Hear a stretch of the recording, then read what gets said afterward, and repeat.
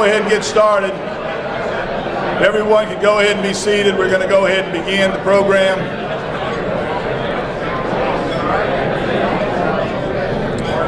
All right, if I can have your attention.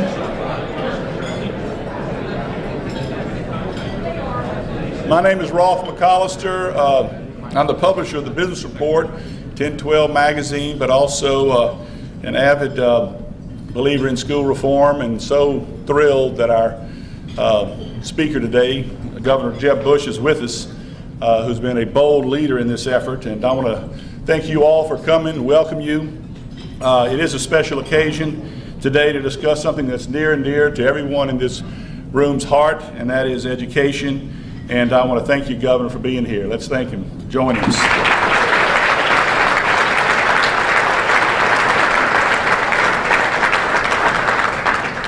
We have another governor with us here today. We're glad to have us join us, Louisiana Governor Mike Foster.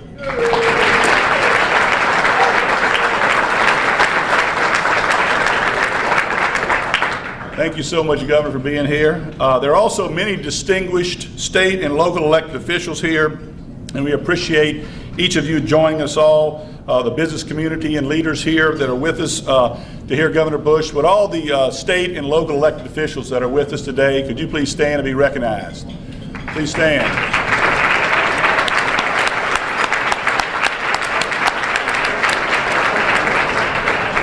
We have folks from around the state, from Shreveport, from Lafayette, Alexandria. We have folks from Lake Charles, New Orleans, so we really have a great group here, and we appreciate each of you coming. I'd also like to say, unfortunately, Paul Pastorek and Paul Vallis are both out of town today and couldn't join us, send their regrets. And then we've had a busy morning this morning. We've had Governor Bush speak to a number of groups, including Steve Carter and his fellow Republicans in the caucus this morning, as well as going over and visiting with Governor Jindal earlier. He met with some of the members of the Black Caucus, and this afternoon we'll talk to some of the folks from the Department of Education. And he just wanted to thank them, folks like Steve Carter, who have been leaders in the legislature. So again, there are three reasons that I'm involved in education reform. The first two are my daughters, who are both here today, Jean and Elizabeth, who after graduating from college moved to California. But I'm excited to say they both moved back after 2 years, and they are with us, and I hope that they'll have the opportunity to live in this state and have their children grow up like I've had. The third reason is a young adult that's here today, David Thomas. And when I met Davis in the 5th grade at Children's Charter School, Jim Geiser, the founder, introduced me to David, and he told me he saw great potential, and he said, David's a great kid who could end up as president or in prison. Well, that really impacted me, and David and I became friends, and he also found a mentor in Dr. Fred Cerise, who was on the Children's Charter Board. David went on to Redemptorist High, working weekends to help pay his tuition. He graduated with a 3.9 GPA. He received a Gates Millennium Scholarship, the first recipient from Redemptorist. He was accepted to Baylor, Belhaven, Spring Hill, Centenary, and Rhodes College, which he attended in Memphis. I'm proud to say he just completed his sophomore year, where he has a 3.0, plays football, runs track, and is a residential advisor in the dorm. He worked construction last summer and bought his first car and is home again this summer, working in the Mockler warehouse, and I want to thank Patrick Mockler. David's ultimate plan is to be a doctor, unless, of course, he runs for president. Let me introduce to you David Thomas. David, where you at? There he is right there in the back, David.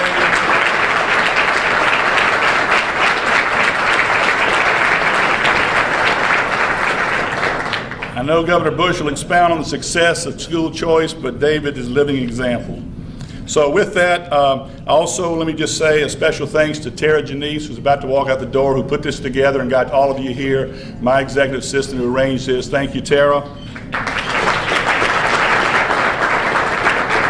And now another dear friend and entrepreneur who founded Camelot Career College, Reverend Ronnie Williams, will say our invocation, then please enjoy your lunch. Ronnie? 118 verse 24. This is the day that the Lord hath made. We will rejoice and be glad in it. Now turn to your neighbors on both sides and say, God loves you, and so do I.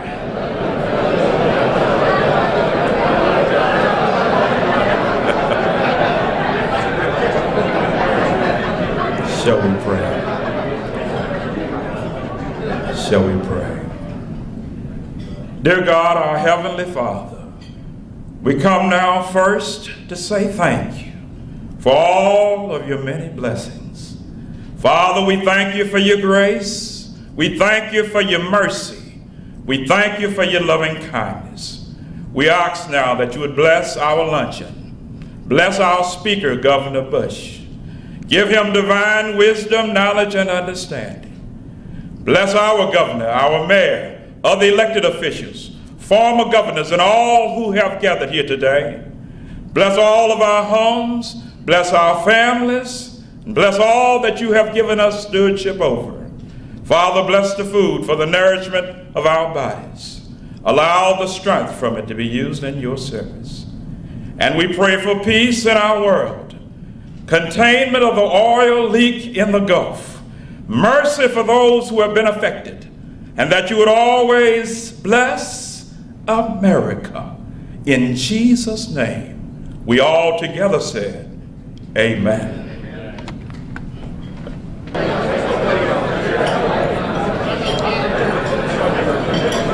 Again, I want to thank everyone for being here. You can see we have a great crowd today, a lot of interest in this topic, a lot of people who have poured their hearts into improving education in our state. But we have a big job ahead of us, and that's what this is about today, because there are states that have taken bold steps, as Louisiana is in the midst of, and it works. And there's a great record of success in Florida, and we're going to hear about that today from one of education's leaders in America. But please continue your lunch, enjoy that delicious dessert, and at this time it's my pleasure to introduce a good friend and a great secretary of DHH who we recruited from Florida, where he had served on Governor Bush's team.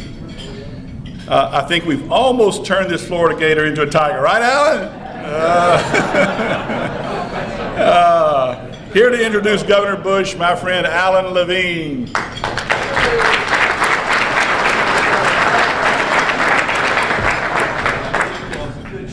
Thanks, Rolf, and I'm sure that all of you joined me in rooting for the SEC team that is at in Omaha right now, right? Oh, I think I'm done. Go Tigers! Go Tigers! You know, Rolf asked me to introduce Governor Bush, and it was truly an honor to do it. You know, I've had the opportunity to work, before I came here, I had the opportunity to work for a great governor, a man who jumped into public service to serve others, not to serve himself. And the 8 years of his tenure as governor proved that true leadership, remarkable leadership, can truly transform a society in a way that people can guide themselves, can grow themselves, can achieve success that they set out to succeed, that they set out to achieve for themselves. When Governor Bush set out as governor to transform our education system in Florida, he didn't just say we need to transform the education system. He began mentoring children in the schools himself. Every week he would go and mentor a child to help them learn how to read so that that child can learn a year's worth of information in a year's worth of time. That child has since graduated from high school and has gone on to pursue success in his adult life.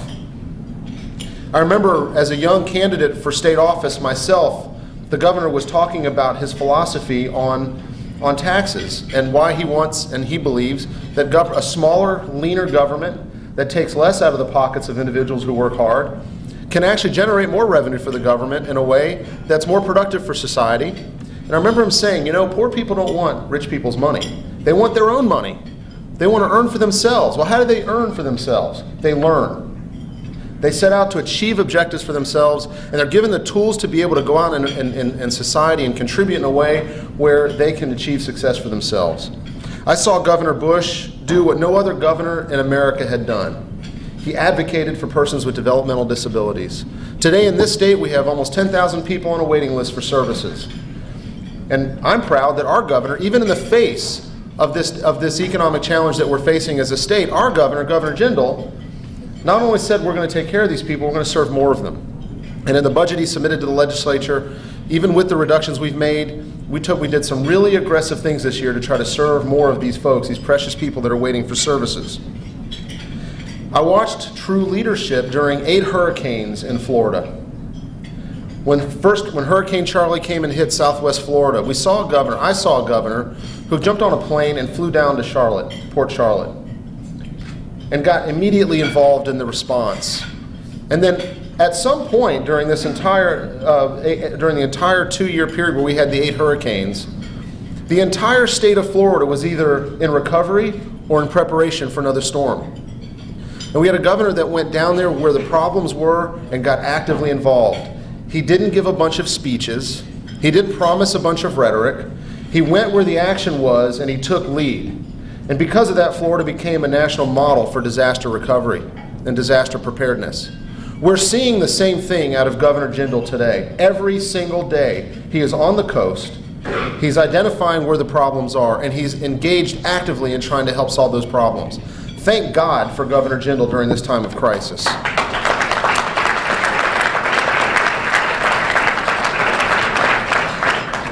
As I introduce the governor, one of the truisms of leadership is that there's leaders that like to be in front of cameras. There's leaders that like to go find out where the public is going and get in front of the public. There's some leaders that plant a flag and they say, this is what I believe. This is what I'm going to fight for. And they plant that flag and they stand there, whether they're by themselves or if there's bunches of people standing there with them. But that's what a leader does.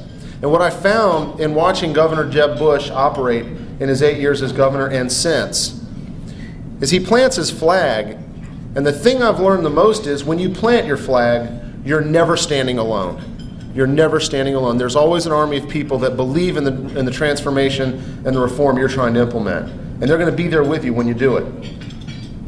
I had the opportunity to call him governor.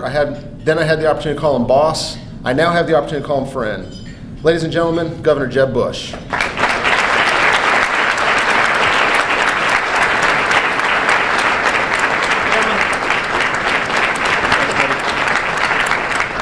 Thank you, Alan. I can't believe you guys haven't converted Alan. He was such a weak Gator supporter in Florida. I cannot believe it.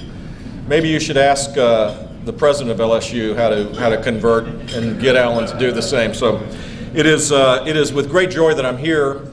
Governor Foster, it's great seeing you. It is a delight to be in a place where policymaking is in the forefront of what the legislature is doing and what the governor is advocating.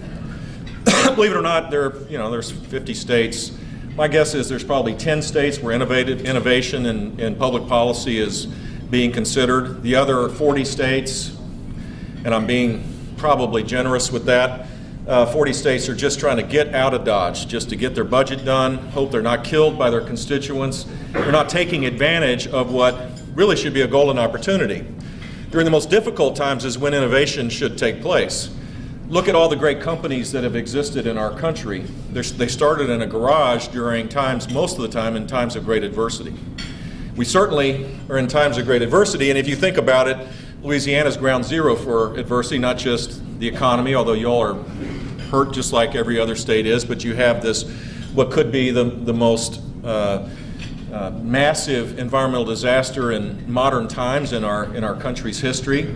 And yet the Louisiana legislature and a reform-minded governor are doing great things. It is a model for, if you think about it, if you pause and think about it, it's a model for what should be going on all across the country, because our country is at risk. And I think education is the first place that we got to get it right. We have legacy costs now in our country that we can no longer accept the fact that 2/3 of our kids graduate or reach the end of high school neither career or college ready. If we were honest with ourselves, that is the fact. It's a fact in Louisiana, it's a fact in Florida, it's a fact in Massachusetts where they brag about how great their education system is. On average, 1/3 of our kids don't graduate from high school at all. 1/3 do graduate, but they graduate with a piece of paper that is meaningless because they have to take remedial courses in community colleges, or they have to take even remedial courses at our great four-year universities. And 1/3 of our kids have the power of knowledge. The bottom line on that is, a generation ago, that was acceptable because people could work and make a quality wage with their hands, and through hard work, they could live a middle-class existence. Today, that's not the case. Today, our legacy costs put huge burdens going forward in a really incredibly interconnected, interdependent, and competitive world. And so, whether you're a Democrat or Republican or liberal or conservative, it's time for all of us to kind of close our eyes and say, if we weren't doing it this way, how would we do it? How would we assure that more of our children gain the power of knowledge? In the United States today, if you don't graduate from high school, your average wage is in the mid-teens. If you graduate from high school, it's in the $25,000 to $26,000 range, which is a pretty big jump. And if you graduate from college, it's about $52,000. And that wage gap grows each year. The wage gap basically for low-income people is flat because it's directly related to education outcomes, and it grows significantly at the higher up you gain a post-secondary degree. So how would we do it? Well, I'm proud of the fact that Florida is one example. If you stick with it, you can narrow the achievement gap. You can make sure that more people gain the power of knowledge. Our formula was pretty simple. We had accountability, and some of this will sound, Mr. Speaker, pretty familiar because you all are doing many of these exact same things right now. In 1999, we did a really radical thing. We graded schools A, B, C, D, and F, 100% based on outcomes. The only outcome that matters is student learning. Half of the student learning was based on learning gains. The other half was how students did to the standards. Half was based on reading, 3/8 was based on math, and 1/8 was based on science when we started this out. We had schools that were in the same neighborhood with one maybe being rated A and the other rated D. The principal of the D school either got fired or they did something different. And guess what? In a year's time, we began to see improvement in those schools.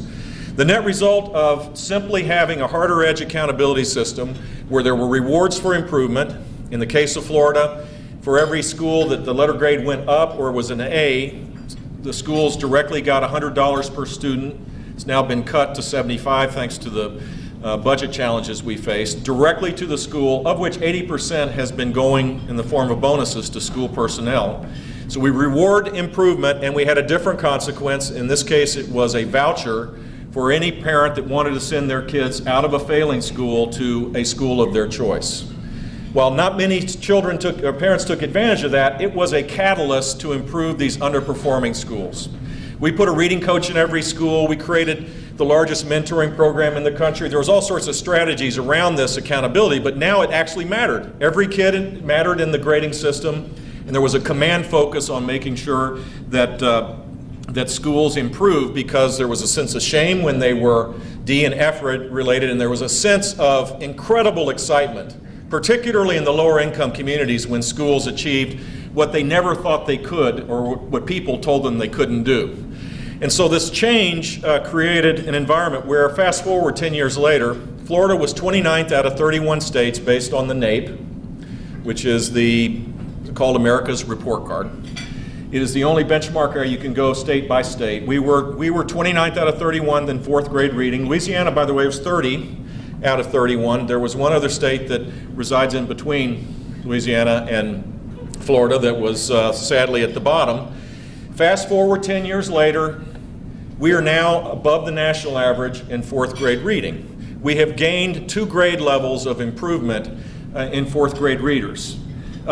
Florida Hispanic kids are #1 in the country in terms of their reading aptitudes based on the NAEP. If Florida's Hispanic kids were a state, they would be equal to or better than 33 states, including Louisiana. If Florida's low-income Hispanic kids were a state, they would be equal to or better than 14 states, including California and Louisiana. If Florida's African-American kids were a state, they'd be better than the average in Louisiana. High standards, having no tolerance for mediocrity or failure, a total focus on accountability that has a different consequence between success, where you reward it, mediocrity, where you don't tolerate it, failure, where you liberate the students that are in the system, yielded these results. I believe that Louisiana is on the verge of doing the exact same thing. You all have right now in front of you bills that will be transformational in terms of assuring that kids are not held behind. But that only gets you into the game, in my opinion. If we were going to come together and reach a consensus on what we ought to be doing in our communities, in our states, in our country about education, I think we would start by saying our standards are too low. Our standards are too many and they're too low. I don't know if you followed how we remember the public television, how a bill is made in the cartoon characters. We ought to do one of those for how a standard's made. Because what happens is every constituency creates, if you're a botany teacher, you want to make sure that there's a standard about botany. If you're a biology teacher, you got to make sure that there's a biology question, and we have too many standards, they're too shallow. Teachers can't teach all of them during a school year because it's not possible to do it in a 180-day period. So we have non-transparent, shallow, too many standards, and the net result is we don't attain them. Better to have world-class standards, fewer of them, easy to understand, but much higher and more robust. The argument against them is the argument against any education reform, which is it's not fair. The argument against any reform starts with the premise it's not fair. It's not fair, comma, that you have the same lofty expectation for every kid. It's not fair to treat low-income kids the same as a kid that lives in suburban. It's not fair, blah, blah, blah, blah. The argument ought to be we have no other option than to have world-class standards because we aspire to world-class greatness. And so the first step is to have standards that when you finish the K-12 experience, you are college or career ready. Today, as I said, 1/3 of our students have achieved that. The good news is that 48 states have embraced this idea and they're building these benchmarks, these world-class standards that assessed properly will create kind of the beginning of what would be a renaissance for education. Imagine having lofty standards and having a multitude of ways to achieve them, rather than shallow standards and one way to achieve them. Basically, in America, we teach more or less the same way across the country, and we have a multitude of different standards, and it's backwards. We should have one national expectation of greatness, and we should have a myriad of approaches to make sure that kids learn.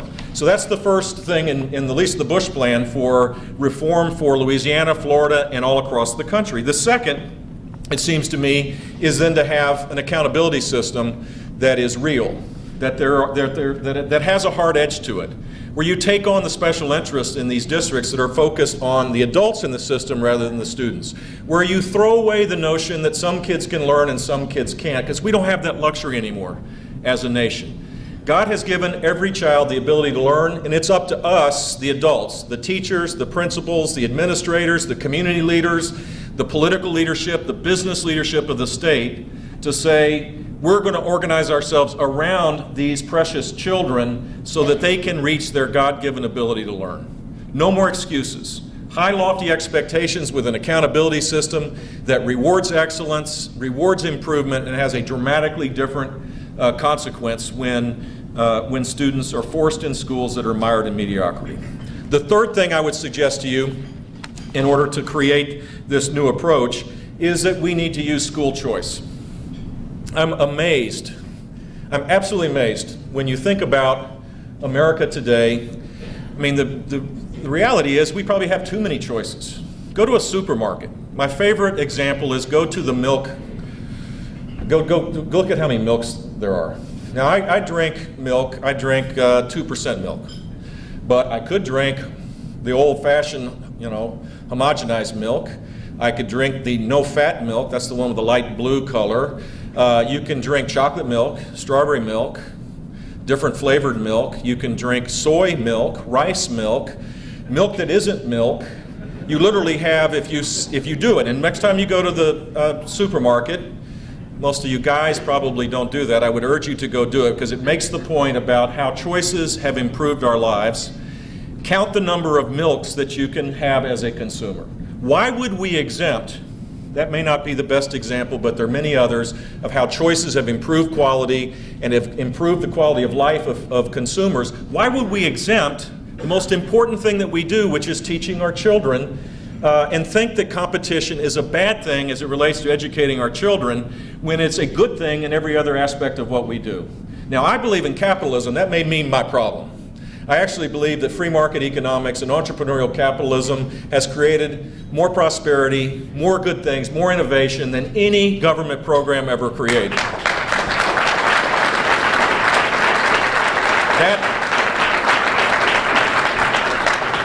As I watch television, that kind of puts me in the margins of society today, particularly when we see what goes on in Washington. But I think using school choice as a catalyst for improvement, continual improvement, will work. It worked in Florida. And so Florida has the most abundant school choice programs in the country. We have a robust charter school system in our state. Our law could be better, but we have 150,000 kids that go to charter schools. We have the largest corporate tax scholarship program that has broad support. A majority of the African American legislators, all of whom are Democrats, support the largest voucher program, which is a corporate tax scholarship program in our state. My guess is that we'll have over 100,000 kids participating in that program in the next 5 years, because there's no cap on, it's basically demand driven now. It saves the state money. The state budget is saved by having it. We have the first of its kind scholarship program, voucher program for learning disabled kids. Any parent can send their kids to a private option if they believe their individual education plan is not being met. Unilaterally, they can decide that, and some 25,000 students take advantage of that, which creates, by the way, since we have an accountability system, the learning disabled students that are in the NAEP scores, actually in the state of Florida, are in the top 5 in the country. So it doesn't destroy public education. It's actually, this competition has created improvements in terms of our outcomes. We have the largest universal pre-K program. 144,000 students go to private options as 4-year-olds paid for by the government. School choice makes public schools better. School choice improves all schools. It empowers parents. It engages them. And I cannot imagine, with the sense of urgency that we need to reform our schools, that it can happen if you allow a monopoly, unaccountable monopoly, to be able to be the driver of this. There has to be many other options available. And so without school choice, I cannot see how our education systems across the country would be world class. And then the fourth element of any plan needs to be teacher effectiveness, which the Louisiana legislature, once again, led by a great governor, has begun the process to embrace. Teachers should be paid more when there's higher student learning. Teachers should be paid more when they're teaching in underserved areas like math and science. Teachers should be paid more irrespective of longevity of service based on how well they do, and the only measurement that matters is student learning. And it seems to me if we recognize that, we would not have a system that is tenure protected, that is based on wages improving simply by longevity of service, that we should have performance pay for teachers, and that we should have a different consequence between mediocrity and excellence, and the range between that for pay should be dramatically different. Dramatically different. Louisiana has begun that process, and I think teacher effectiveness, based on every data of research, is a huge element across the country. The good news is, here I think the president has shown some leadership, and the Berlin Wall is starting to crack. When I ran for governor for my reelection, this will be the only partisan note that I'll make, but I say it with a little sense of pride. My mother won't like me to say this. The teachers union they mortgaged their building and spent $1.8 million to defeat me because we didn't see eye to eye on any of the issues that I'm describing here below. They lost. That's the good news. And because of that, Florida may not be the place where there's going to be détente between reform-minded people and the unions. But in other places, it is happening. It's happening in Colorado. It's happening here in Louisiana, where there's broad support for changing the compensation for teachers based on effectiveness rather than longevity of service. It's happening across the country, and it is hugely important for our long-term success. And the final thing I would say for reform, because reform is never final, because success is never final. Life is always about constantly moving forward, and whatever the generation of reforms that you've just embarked on only creates a new opportunity for a whole new series of reforms.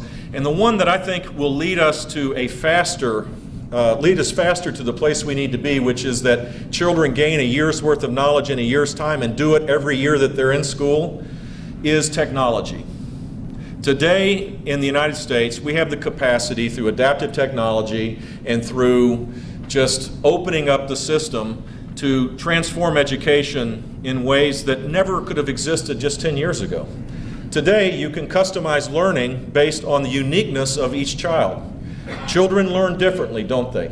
Some children learn just by reading a book the traditional way, which is how most teachers teach kids, because that's how they were taught. But other kids learn over the internet quite easily because they've embraced it as 2-year-olds and they're totally comfortable with it. Others learn in group settings far better. Others need to have some degree of remediation for certain concepts. You can, through technology, both in the classroom and outside the classroom through a completely virtual learning environment, change how students learn. And you can do it at a lower cost because of the power of scale.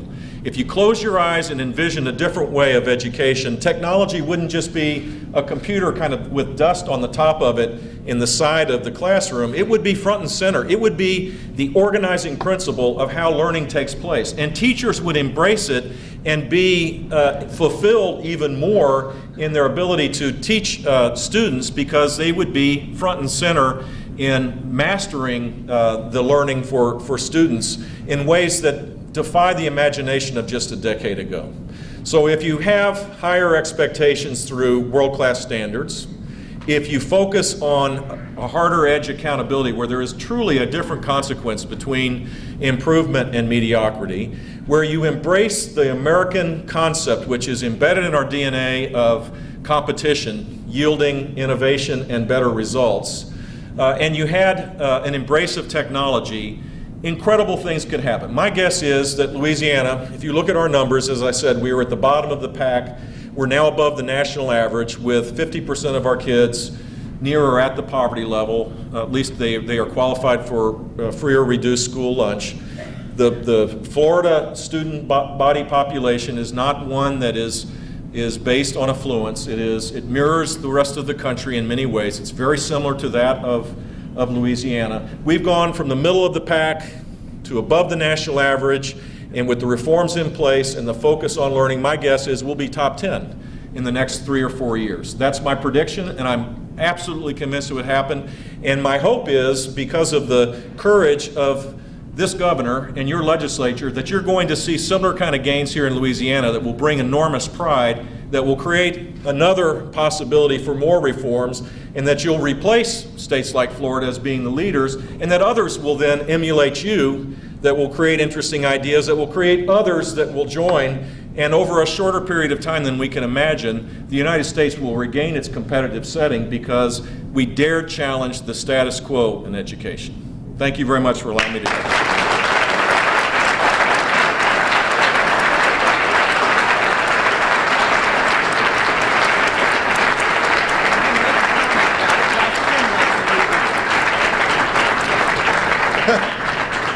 So I don't know if we have time to answer a few questions, but the speaker wanted me to remind everybody, since he's in the waning days of completing a budget, that the gains that we had were done with less money per student than in Louisiana. Which, money helps, and when the harder the reform, a little love, it's like lubrication. You know, it's nice it makes things go down. It makes it easier when you have money to be able to invest. But what we focused on was really, we funded the reforms first. So if we wanted to expand AP opportunities for lower income kids, we funded that. If we wanted to give teacher liability insurance to teachers, because that was the reason why many joined the union, we funded it. We funded the school recognition monies because it was a catalyst for reform. We didn't fund the blob first and then the reforms. We funded the reforms and then the system itself. And so, but the per student funding in Florida, you know, is below the national average.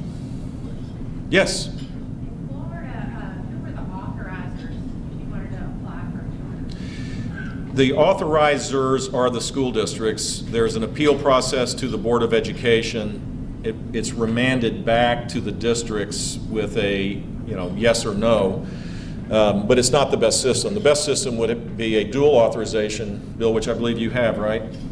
Which is a much better system, in my opinion, because it creates a second option without having to go back and meet the hostile resistance of school districts. Some districts in our state are huge supporters of charters, others want to kill them. And so you want to have a dual authorization system, I think, to be the most effective. We do not have that. Yes? Sarah, I'm wondering if you could talk a little bit about how you marry the sense of the principle of accountability with the free market. In New Orleans, we're now 60% charter, and one of our greatest lessons was it's really important to be super careful about who gets to run a school and the authorization. And I think there's some other lessons in bringing those two principles together. There is. I mean, you can kill competition with a lot of top-down driven rules, or you can have simpler rules that are really focused on quality. We didn't. Our system. I mean, we had a lot of private choice too, with the private schools that some of which were kind of funky. I mean, it's hard to describe some of these things, and so we over time increased our regulation. Financial accountability was as important as having. A charter should be a contract with some entity, a government entity, and it should have meaningful benchmarks of student learning. A lot of times we fell short on that, and so I think over time our regulations have evolved more to weed out some of those organizations. It's an important thing to do because particularly at the beginning, this is theoretically controversial to have school choice. I'm either really stupid or I just believe in markets so much. One of the two. I'm blinded by the fact that why is this such a controversial thing, or courageous, or extreme, or other things. I was accused of a lot of things for advocating this stuff. It's such a part of who we are in our everyday lives. I just don't see how crazy this is, but. It is for some people, and they use the failure of one school to try to destroy school choice across the entire state. And so it's important to have quality controls. We set up the first charter school. T. Willard Fair, who's now the chairman of the Board of Education, and myself set up the first charter school in the state. One of the first four was called Liberty City Charter School. It was with the Urban League of Greater Miami and the foundation I had back in '96. It ain't easy to set up a charter school. It's a lot of work. Jonathan runs the largest charter school system in the state of Florida, top 5 in the country, right? And he was there side by shoulder to shoulder doing this. This was not easy work. And so underfunded, undercapitalized schools that don't have a real vision about what their expectations are and how they're going to achieve it probably shouldn't be allowed in. You need to either work with them to remediate it, to make sure that their mission is clear and that they have the capital to do it, because that failure will do harm to a broader number of people that are more than capable of working. Yes? Hi, Caroline Romer Shirley with the Louisiana Charter School Association. Oh, speaking of the devil. I want to push you to try and inspire this room. As a public education advocate and in the middle of a legislative session, we often find that the room is stacked with people other than education reformers. And sometimes I feel like between BAO and the Charter School Association, we're one of the few people in the room advocating for change. These folks in this room are very politically savvy, influential, and engaged. And I'd like you to talk about the importance of marrying, as Sarah said, the idea of the business community in public education and the influence that people like this can have on the policies that are being set. Great question. I probably should have done that in my speech. That was the purpose of me being here. I totally forgot. I don't know how you came up with that question. I just don't understand. In Florida, I can only explain my experience on this. When we started, there was when I ran, I said what I wanted to do, which is not a unique idea, but it's kind of exceptional. I mean, most time people kind of, Governor Foss, you didn't do that, but a lot of politicians kind of do the curly shuffle and kind of give a hint at what they don't lay it out. They don't say exactly what I figured. I had set reasons why I wanted to run, so I gave them the gory details, and that set the stage then for the legislature to know what was coming at them, and they embraced it. And we had huge business support because there was clarity and transparency about what the mission was, at least the first step. That waned. That kind of went away for a while, and it made it harder, but it just redoubled. I was doggedly determined, and we had great partners in the legislature. But it is a lot easier when the business community looks beyond their unique special interests in their, so if you're in the construction business and your workers' comp costs are up, you're going to go to the legislature and say reform workers' comp, right? Seldom do you have people that say, and, long term, for Louisiana to be successful, we need to be the premier K-12 delivery system in the country. It doesn't normally work that way, but it should, because it is the best investment of time and influence that you can bring to bear. And when it happens, as it did on our teacher effectiveness bill, this year, for example, Florida passed a law that eliminated tenure for all new teachers, that eliminated tenure for existing teachers if 2 years out of 4 their assessments, which was at least by only up to 50% of the assessment had to be directly related to student learning. If they did not make a satisfactory assessment, they would have lost their tenure. We required differentiated pay for math and science teachers. Significantly higher pay had to be negotiated, and teachers that taught in economically disadvantaged communities would be required to have higher pay as well. It was a clear, unambiguous, radical transformation of the teaching profession, and without the business support it would not have passed, because it provided cover for a lot of people that knew that the bark was about ready to get scraped off their trunk. And now, sadly, we had a politician that was trying to figure out how to survive as a politician. He vetoed the bill after he said 3 times he would support it. That was our governor, and then immediately switched from one party to run as an independent with $1 million ad campaign from the teachers union. I don't know how that worked. I don't understand the logic of but the business community this was a big, bold, controversial bill. Could have been done better, could have sung Kumbaya at the right time, whatever. But without the business support, it wouldn't have happened. So I do encourage your involvement. And again, there's a lot of things that are going on that are important in a state. But if you build a world-class education system, a lot of the other challenges you face will seem small in comparison. People will come, investors will come, capital will come. People that want to be in creative communities will come too. Education is a hugely important thing, and without the business community challenging the status quo, it makes it harder. Is that? Yeah. Thank you.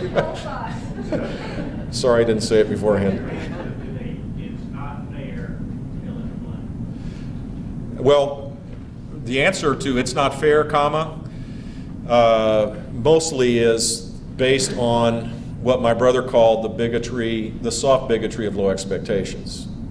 That somehow it's tinged in race. Sadly, it's the immigrants can't learn. This subtleness of this attack. It's not fair to have one expectation for every kid. Is not defensible in the public square, for starters.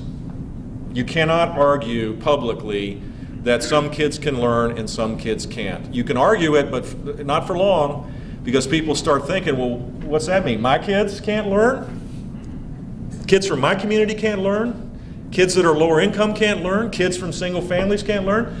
That's a hard argument to make. And the second argument against it is we don't have the luxury of saying that anymore.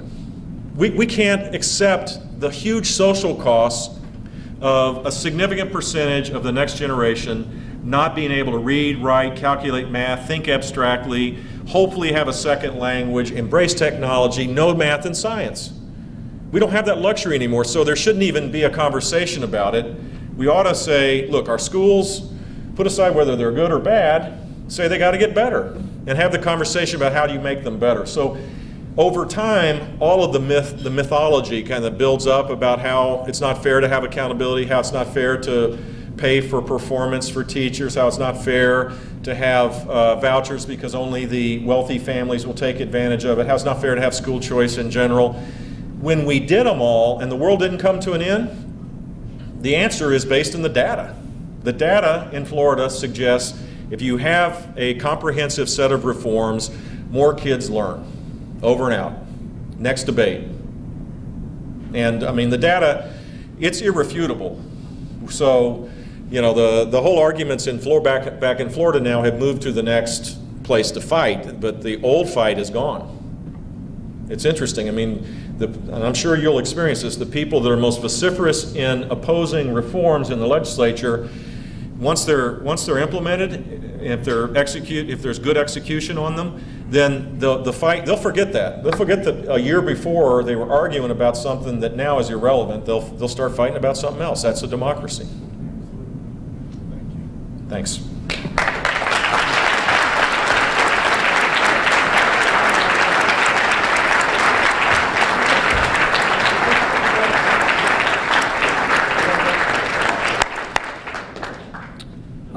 If you tolerate me for about 300 seconds, I'll let everybody go. But I want to thank Governor Bush for coming and his words and his devotion to helping our kids, not only in his state, which he's made a difference, but across this country. And we thank him for being here. My name is Chaz Romer, and I sit on our State Board of Education. At least I did as of this morning. I did not get recalled so far today, but the day is young, so we'll see. I want to thank each of you for being here. Our kids need your commitment. I want to take a second to thank the Walton Foundation and Zach Dawes and the American Federation for Children and their commitment to our kids. They helped this happen today, and they're helping lead a lot of reform in our state along with other groups. Thank you all.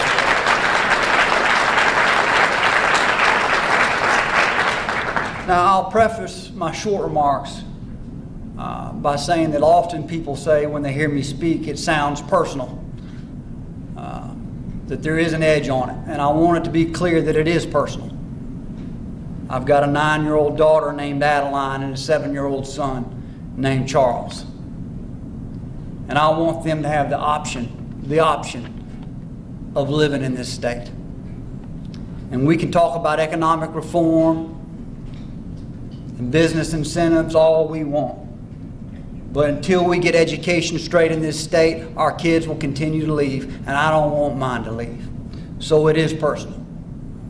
And I'll say this, I'm going to offend many people in this room in a short period of time. But I think our kids deserve straight talk, and I don't have the time to explain each one of my positions. Let me give you a quick snapshot of Louisiana in terms of education K-12. We have 650,000 kids in public schools in the state of Louisiana, K-12, 650,000. 200,000 of them are below grade level. Thomas Jefferson said that a country that expects to be both free and ignorant is a country that never was, nor ever will be. Over the last 10 years, we lost over 100,000 kids in grades K-12. 100,000 kids have left the public schools for another option. And the reason they left is it's not a competitive product. K-12 education in this state is not a competitive product. During that same time period, we increased state funding, thanks to Governor Foster and others. We increased state funding. In that same 10-year period where we lost 100,000 students, we increased state funding from $2 billion to over $3 billion. From $2 billion to over $3 billion with 100,000 fewer students. In the last 20 years, we've increased funding for public education in this state on a per pupil basis at twice the rate of inflation. And yet we still have kids trapped in failing schools. And yet we still have 6th graders that can't read or write or do math. Now the status quo will give you the same old story, and I apologize for stepping on some toes. But they say the same thing when they hear me speak, and when they come in front of the Bessie board, they say the same thing. Chaz, give us more time and give us more money. Well, I say nonsense. Time and money you've had plenty of. Meanwhile, we've lost our kids by the thousands. Now, there's some good things happening in our state. We have a governor that supports education reform, supports high accountability, supports competition. We have a state superintendent with courage who stands in the line of fire, not always right, but courage that is needed in the fight. We have groups like BAYO and Louisiana Charter School Association and Teach for America and many people in this room and some good superintendents who happen to be in the room today who are fighting the fight. But that's not the real news. The real news are the seeds of change that have been planted in our state. The real news is that 60% of the schools in New Orleans are charter schools. The real news in our state, the seeds of change have been planted. I can take you to a charter school today in New Orleans where they don't go to room 103 and 104 and 105. They go to the Stanford room and the Louisiana Tech room and the Harvard room. They're not in 3rd grade or 4th grade or 5th grade. They're in the class of 2022, 2023, and 2024. You see, they're given the grade that they're due to graduate from college. The seeds of change have been planted, but the seeds of change are not in the halls of government, my friend. Now, I said I was going to offend. I'm going to offend a lot now. Change is not going to come from the government. Change is not going to come from your elected officials. I'm one of them. Change is going to come when we unleash the entrepreneurial spirit and we introduce competition to education for the first time. That's when change is going to happen. Now I'm going to give you a few truths. Rolf asked me to challenge you today. A few truths that you need to know. Politicians in general, lack courage. Now I can say that. I come from a long line of politicians, so I get a pass here. Politicians in general lack courage. They're most often influenced by the people in the room, not principle. They're most often influenced by the people in the room. And when we debate education reform in this state, guess who's in the room? The people in the room are the people with a vested interest in keeping everything just like it is. That's who's in the room. Now, who do you think has the greatest influence in the middle of the debate? The people in the room, the status quo. So here's the challenge. If you care about this state, and you do, you live here.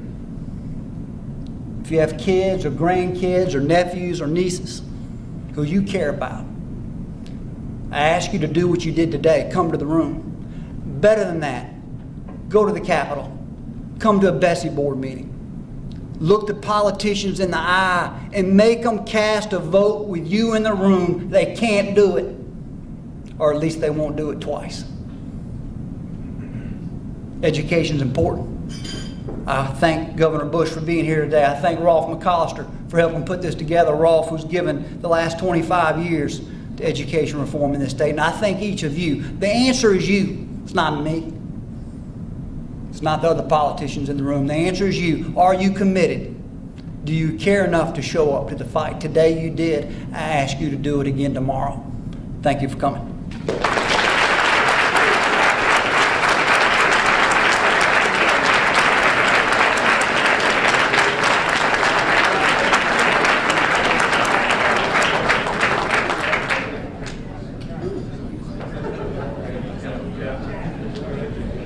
Thank you all again for coming. Have a great day. We'll see you at the Capitol. Show up in the room.